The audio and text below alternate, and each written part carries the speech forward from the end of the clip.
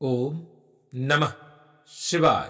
प्रभु जी, आज की कथा है महाभारत श्रृंखला में वन पर्व एपिसोड संख्या 85।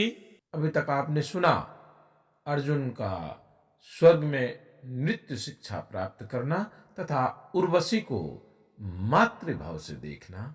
अब कथा आगे, आज की कथा होगी अर्जुन को स्वर्ग जाने पर धृतराष्ट्र तथा पांडवों की स्थिति।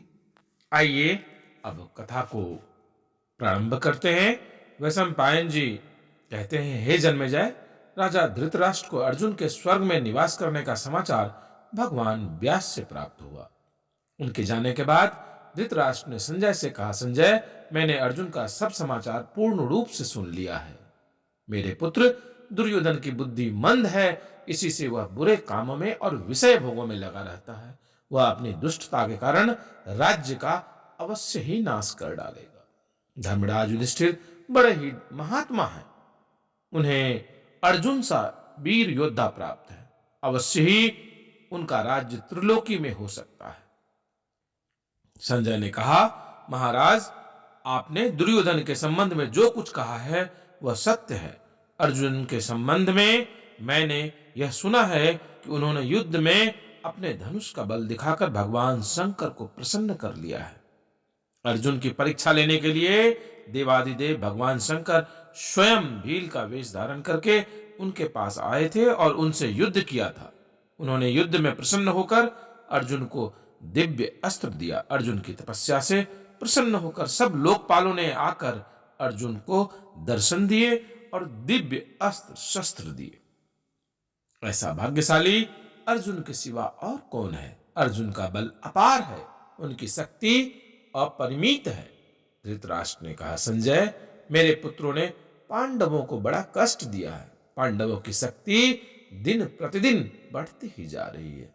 जिस समय बलराम और श्री कृष्ण पांडवों की सहायता करने के लिए यदुकुल के योद्धाओं को उत्साहित करेंगे, उस समय कौरव पक्ष का कोई भी वीर उनका सामना नहीं कर सकेगा। मैंने दुर्योधन की बातों में आकर अपने ही हितैषी पुरुषों की हित भरी बातें नहीं मानी।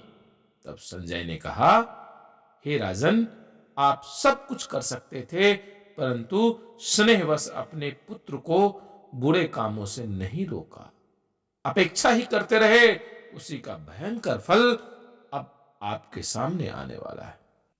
जन्मेजय ने पूछा, भगवान, महात्मा अर्जुन जब अस्त्र प्राप्त करने के लिए इंद्रलोक चले गए, तब पांडवों ने क्या किया?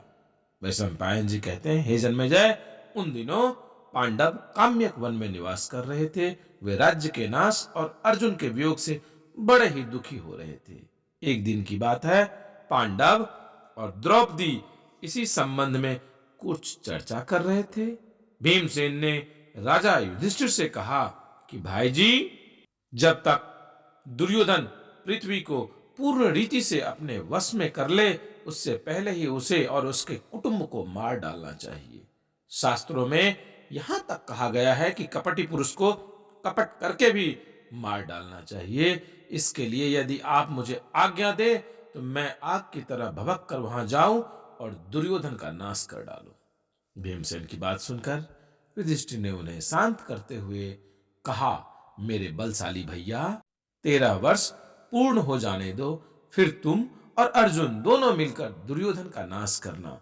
मैं असत्य नहीं बोल सकता, क्योंकि मुझ में असत्य है ही नहीं। भीमसेन, जब तुम बिना कपट के भी दुर्योधन और उसके सहायकों को नाश कर सकते हो, तब कपट करने की क्या आवश्यकता है?